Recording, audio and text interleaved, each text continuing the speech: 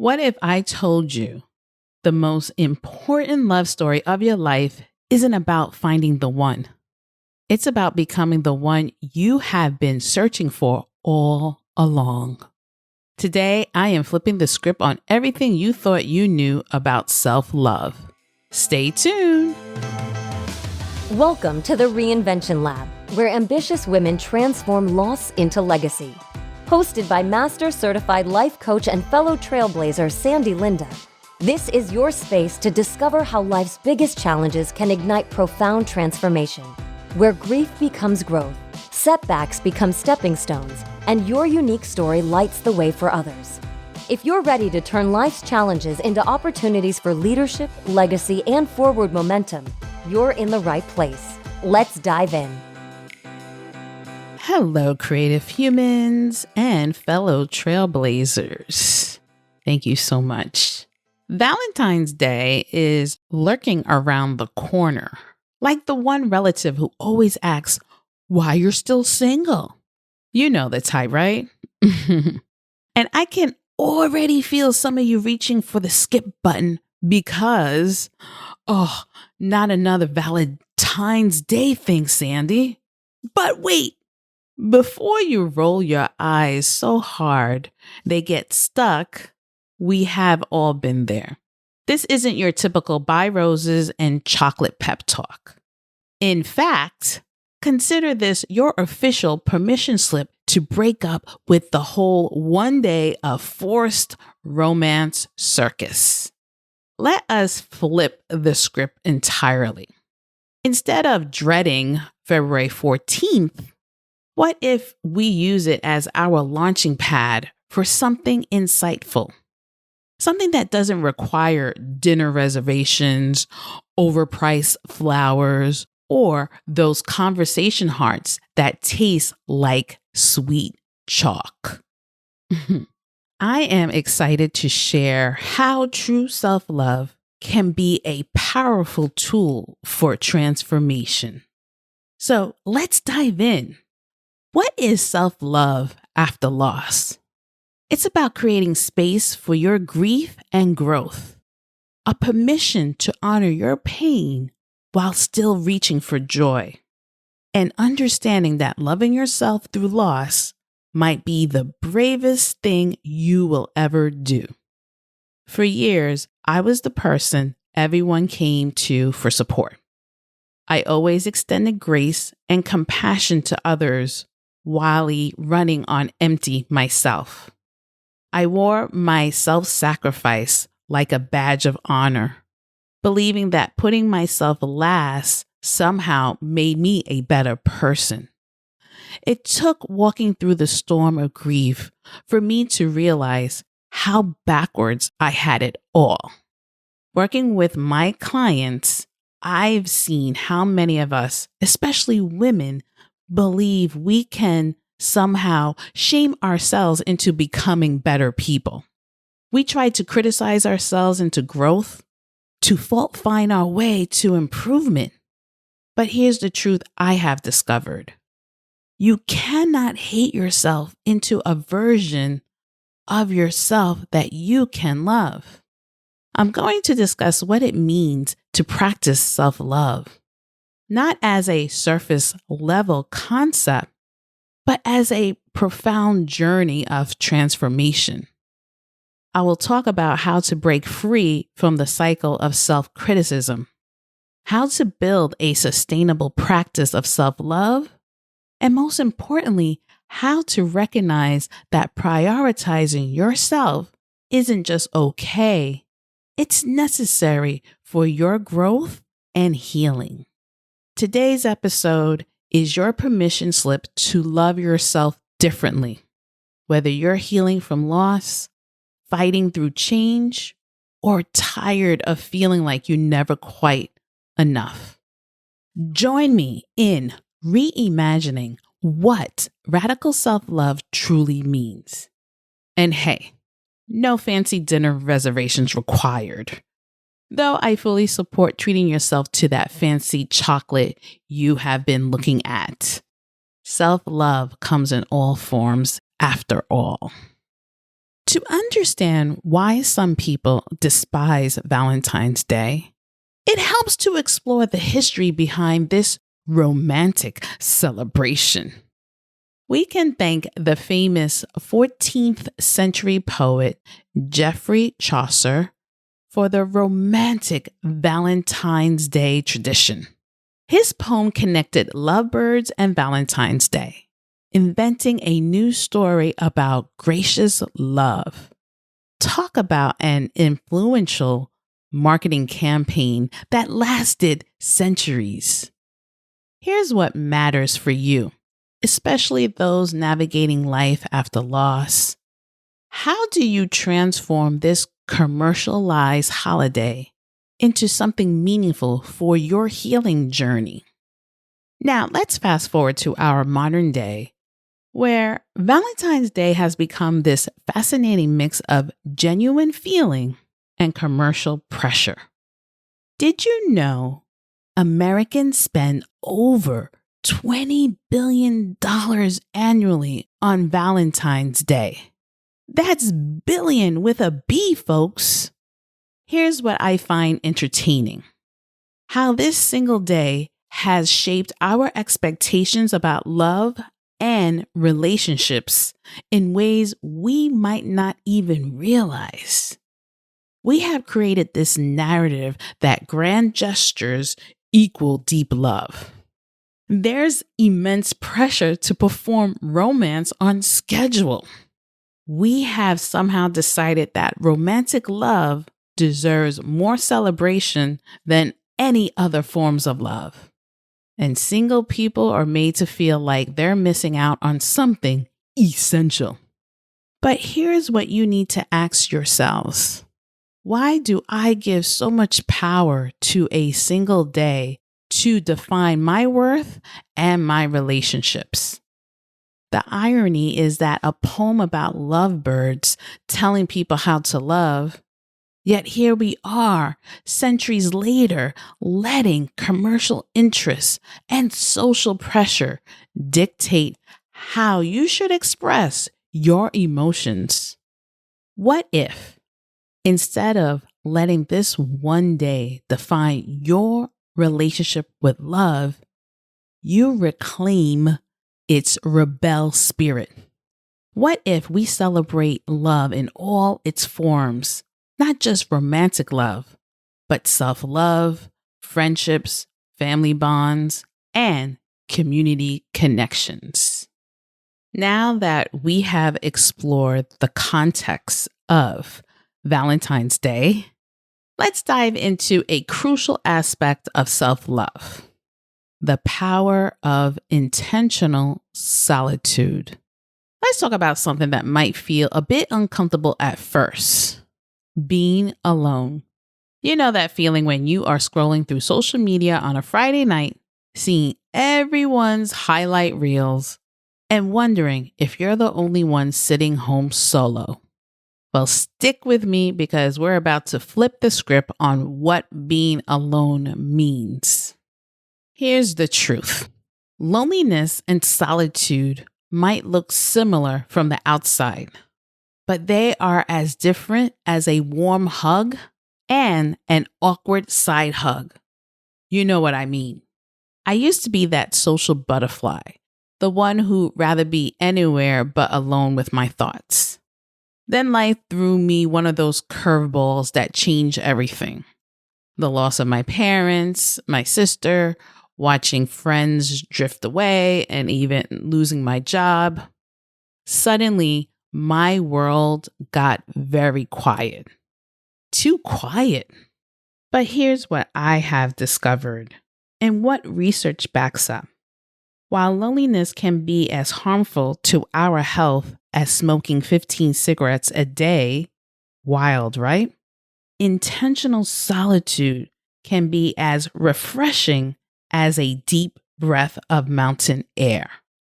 Here's the magic of choosing solitude. Think of solitude as dating yourself. And let me tell you, you are quite the catch. When you consciously choose to spend time alone, something remarkable happens. Your creativity blooms like a flower that finally gets enough sunlight. Your inner wisdom gets a chance to speak up. Turns out it's been trying to get your attention. You start making decisions that feel right for you, not just what everyone else thinks you should do. Let me share something personal. During my grief journey, I started a meditation practice, just 10 minutes of sitting with myself. No phone, no distractions. At first, it felt like being stuck in an elevator with an awkward silence. But then something shifted. I started journaling, pouring out all those thoughts that had been playing ping pong in my head. And you know what? That's when the magic happened. The silence stopped feeling empty and started feeling sacred. I wasn't just alone. I was getting to know myself, maybe for the first time ever. You know what makes me smile? When I search for self-love online and get bombarded with images of bubble baths and face masks. Don't get me wrong, I love a good spa moment. But real self-love? That's a whole different game, my friends. It's less about scented candles and more about building a foundation that supports your entire self. Let me share a quote from Michelle Obama that I took after my loss. She quoted here, "If you don't get out there and define yourself, you will be quickly and inaccurately defined by others." Think about that for a moment. When we are grieving, the world often tries to define us by our loss. Oh, the grieving daughter. Oh, the woman who lost her sister. But you are so much more than your grief. This is where our practical journey begins, reclaiming your right to define yourself as you honor the chapters of loss that have shaped you. Alrighty, let's get into some practical framework for self-love. Think of self-love like building a house. We need a solid foundation. And that foundation is self-awareness. Here's what this looks like in real life. Instead of jumping straight into fixing what you think is wrong, take a moment to check in with yourself. Ask yourself, what am I feeling right now? What do I need? It's not what Instagram or your well-meaning aunt suggests. It's what you truly need. Let's break this down into what I call the 4 pillars of practical self-love. Think of them as your personal support system. Number 1, the boundary framework. You know that friend who always needs a favor at 11 p.m. or that project that keeps creeping into your personal time? Setting boundaries isn't about building walls. It's about designing doors you control. Start small. Practice saying, "I'll need to check my schedule," instead of an automatic yes. Number 2, internal dialogue renovations. Remember how we talk to ourselves matters more than any external validation. I had this habit of calling myself stupid whenever I made a minor mistake. One day, I started treating myself like I would treat a dear friend. The shift was dramatic. Start catching those negative thought patterns and ask yourself, would I say this to someone I love? Number 3, financial self-respect. This one's rarely talked about, but it's crucial. Self-love includes making conscious choices about your resources. It's not about having lots of money. It's about respecting what you have. Maybe it's starting a small savings account, learning to budget, or simply stopping those impulse purchases that make you feel guilty later. And number 4, physical well-being as self-respect. This goes beyond exercise and diet. It's about listening to your body's signals and honoring them. Rest when you're tired. When you're hungry, eat nourishing food. When you need movement, move in ways that feel good to you. Not what the latest fitness trends dictate to us. Now, here's where we transform theory into practice. When grief becomes part of your story, traditional self-care advice often falls short. That's why I have developed these grief special practices. Rituals that honor both your loss and your journey forward. Think of these as gentle stepping stones, each one helping you bridge the gap between who you were and who you are becoming. Let's explore these healing practices together. Morning memory ritual. Start your day by acknowledging both your loss and your strength. Permission slips. Write yourself daily permission slips to feel joy without guilt. Legacy building. Transform your loss into purpose by helping others. And setting boundaries. Protect your energy during difficult dates and celebrations. Let's be real. This isn't always easy. You might hear that inner voice saying, "This is selfish," or "I don't have time for this." That's normal. Remember, self-love is not selfish. It's necessary. It's like putting on your own oxygen mask first. You can't truly be there for others if you're running on empty. We have made it through another powerful episode on a radical transformation of self-love. I hope you continue on your journey and gain a new appreciation and embracing self-love. We are living in a new generation where more people are choosing to be single by choice. The definition of relationship is expanding beyond traditional model of partnerships. Self-love and personal growth are being recognized as crucial foundations for any healthy relationships. People are questioning and redefining what love means to them personally. So, this Valentine's Day, maybe it's time to write your own love story. One that doesn't need a special date on the calendar, doesn't require grand gestures or expensive gifts, and doesn't need anyone else's approval. Choosing to be alone isn't about isolation. It's about cultivation.